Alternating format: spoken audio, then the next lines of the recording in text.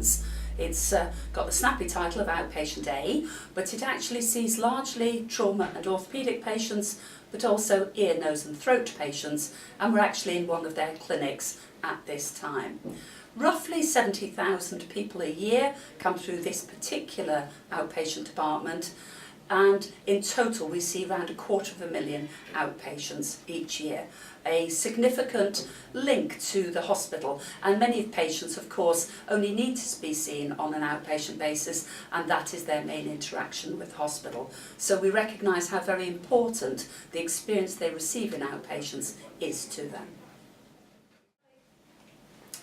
As you no doubt know, there has been significant media reporting regarding Victorina Chua, a nurse employed by the Trust who has recently been charged by the police on saline poisonings. Because this is a criminal case, we are not allowed to go into any detail. However, there are some information on our website.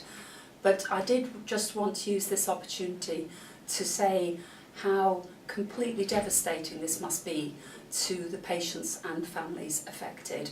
Our hearts and thoughts absolutely go out to all of them at this most difficult time.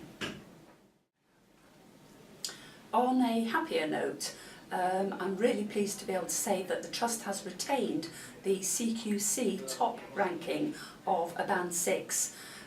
That means that they've looked at intelligent information across 150 indicators that have shown that we are considered to be low risk in terms of patient safety issues.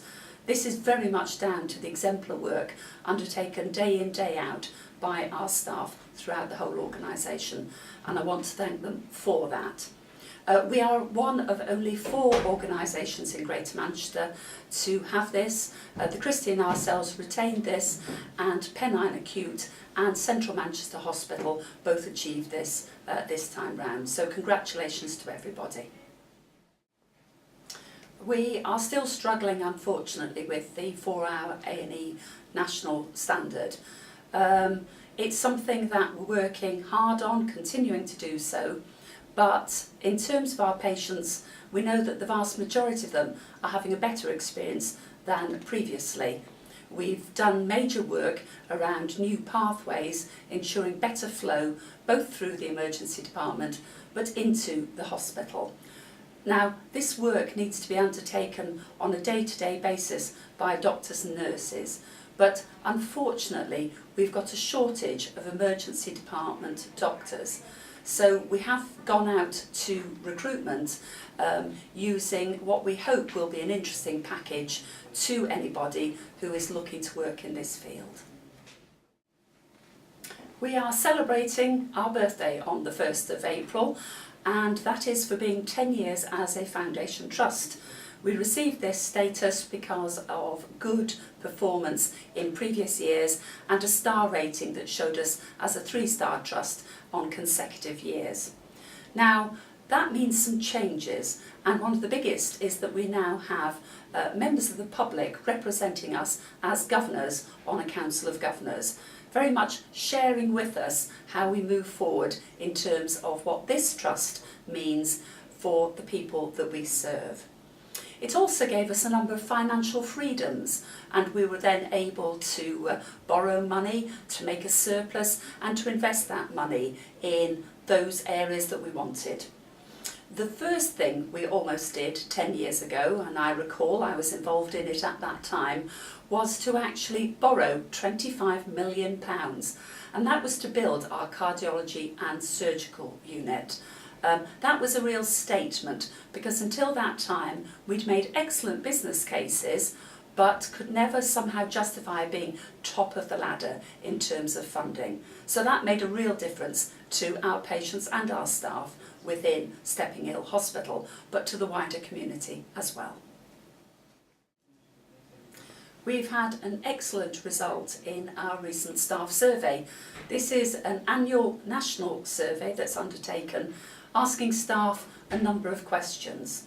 And I'm very pleased to say that we've ended up in the top 20% around what's called the Friends and Family Test questions. and those ask our staff if they would recommend our services to their friends and family for treatment. I don't think there's many more discerning audiences than our own staff, and so to have that is a real plus in terms of the kind of services I know we can offer you in terms of treatments. It also showed that we were in the top 20% in terms of staff recommending to others that here is the place to work. And so again, that's a real pat on the back of the existing staff to feel that positive. So thank you to them. And there are many other indicators which I think we will be able to show you on the podcast, but which we will also be working on to improve even further. Huge congratulations to one of our community nurses, Surin Babaki, who works in Ashton, and he is one of only 4 finalists in a national Patient Choice Award. We are keeping all our fingers and toes crossed for him, but whether he wins or not, he is our star, so thank you to him and the patients that he treats. We've got a number of other pluses. One is that we've been shortlisted for the Nursing Times Award for students on an Innovation in Teaching category. So again, good luck to that team. A huge effort by the maternity services is around the UNICEF Baby Friendly. And the Baby Friendly Level 3, which is a top level, has been retained by our organisation, one of only few nationally. And that just shows the kind of services that we're offering to mums, dads and families in terms of the new babes. So well done to those services. And finally, we've received the Glaucoma Awareness Professional Award from the International Glaucoma Association.